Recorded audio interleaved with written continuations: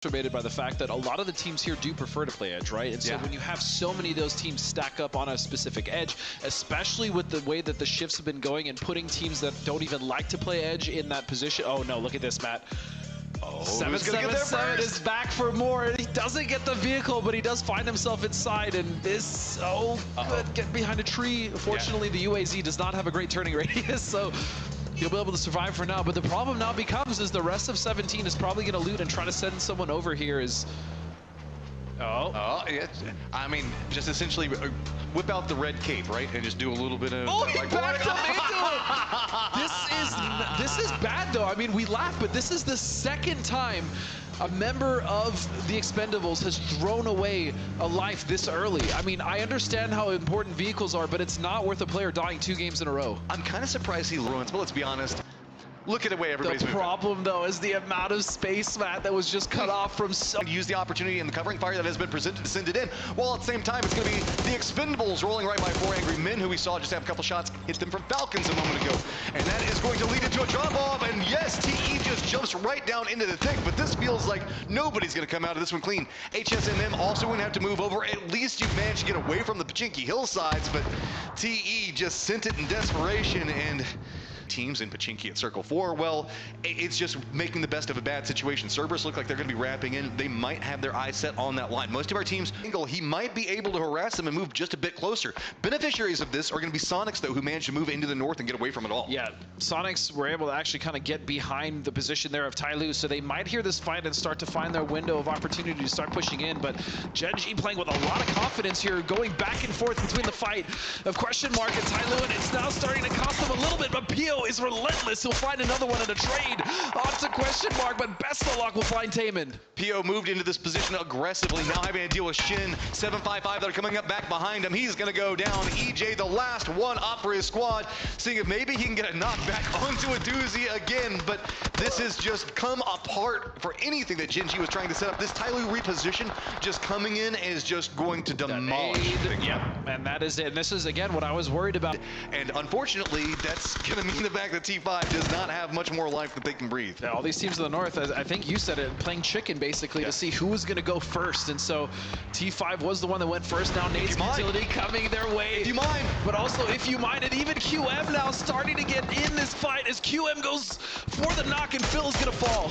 We can see the fact that If You Mind wanted to go for gatekeep. They heard the firefight up here. They weren't expecting so many strong squads to be holding down this line. Question Mark just stops them in their tracks. And so with that, If You Mind, Game PT is going to have to deal with 17 Gaming now coming in from the south, just down below them. Question Mark already put a finish to whatever's going on over there. T5, though, now has to deal with a very close range Twisted Minds that's just rolling right up on top of him. A doozy does manage to spot out this third on 5 is going to go down, but now the continued firefight, it's not done yet. It's going to be Question Mark versus Twisted Minds. And 13 kills the side of Question Mark as they finally start to fall. The pressure from Twisted just too much as they've been fighting team after team after team on the north edge, and they've still managed to get 13 kills, and they're not even done. Dante and Best Luck will still be alive, but now I look at 17 as they're starting to come into this. This is a big problem for Question Mark. They need to finish off this fight really quickly. Nades now starting to come in. This is all that you could potentially want for 17. They've got the high ground looking right down into this bowl. While this is happening, Navi, though, is sweeping in on the opposing front. They're looking at a Twisted Mind. They want to do the same thing. And they know if they get rid of Twisted, they have so much more area to play, and so they will push out, but Uba will get knocked from 17, and now all these angles actually opening up on this fight. Twisted have found a reprieve. Everybody having the exact same idea. If I could be the one to win the North, I can have some control. The problem with it is, we're at what, 6 teams having the exact same idea right now. Hush trying to get some shots into the backside. What's going on with Navi, but it's not going to matter. Just that last little bit of pickup coming up with Spyro, finishes them out, and K, Twisted Minds, you win the North, but 17 Gaming has your gate kept. And the dangerous thing about that is the reason Navi went for that North shift is because this shift pushed them out. There's nothing to hold in the East, especially with Falcons, especially with FaZe already on that south side. We also see now that Cerberus has been fairly quiet, but they're in a foothold position right below the church to start capitalizing on some of these fights happening. Well, we had a Pachinki firefights that were going down, and it wasn't even the most important thing that was happening inside the circle, nor the coolest, with this 4 Angry Men using smokes, now trying to make their way out of it, but you can see crossfires galore. Cerberus got themselves a foothold in. Falcons just to the north. Man. This is absolutely popping off over here. So much smoke down right now as DraftKings is going to spot out the line that 4Aim's going for. Oh, is that a pan spouse? Oh, go here. Oh, it's just a nade, so 4AM will fall. Falcons, though, find themselves with 4 members here and the ability to make a massive impact on the circle. If they can just get rid of Gustav, one of the last members, Capitan, will find it, and now they are somewhat safe for the time being, but they still have to deal with Cerberus as well as Forest. And it's going to be Falcons starting to find more strength to be played from. Let's not forget, we still have Hush alive, or If You Mind looking into Twisted Minds, trying to get some vengeance as 17 is making a harassing push into him. If You Mind is finally going to get spot out. They're going to go down. Falcons going to shift down to the south. Cerberus now moving into the sight lines of 17 Gaming. And those 2 members from Forest, remember that moved in here really early because they had some trouble? Yeah. They are still just hunkered down and daring somebody to come into this church. I don't even remember the last time a circle ended at Pachinki Church, of all places. Yeah. The terrain around that is really fun to play, but not with this many teams and this many players still alive, as 17 has really taken their time to clear out the circle, and they are been really solid. Even though they only have 4 kills, they've still managed to create so much control for themselves. Just look at the amount of kills you've managed to pick up inside this. QM already out 13. Twisted Mind sitting at 7. 17 Gaming being more active, jumping on the backside of what's going on with QM sitting at 4.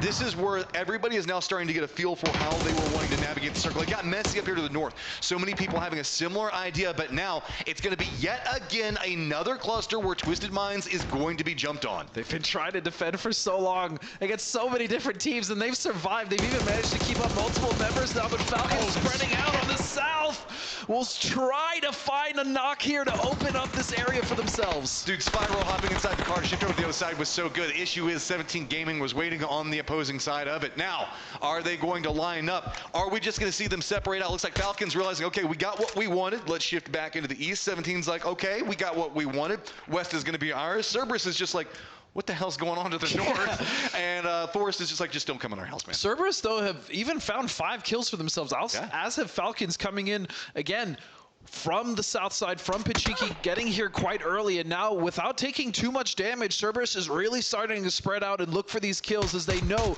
this is an opportunity for them to win the game. Himas will find Sha Wu, and now 17 find themselves in a much weaker position, forced to go towards the way of Falcons. I mean, Cerberus keeps setting themselves up in positions to try to gatekeep and pick up kills. This is what we expect from them. They were expecting it to be moving out of Pachinki. No. It was the hillside north of Pachinki. Yeah. That's where everybody was.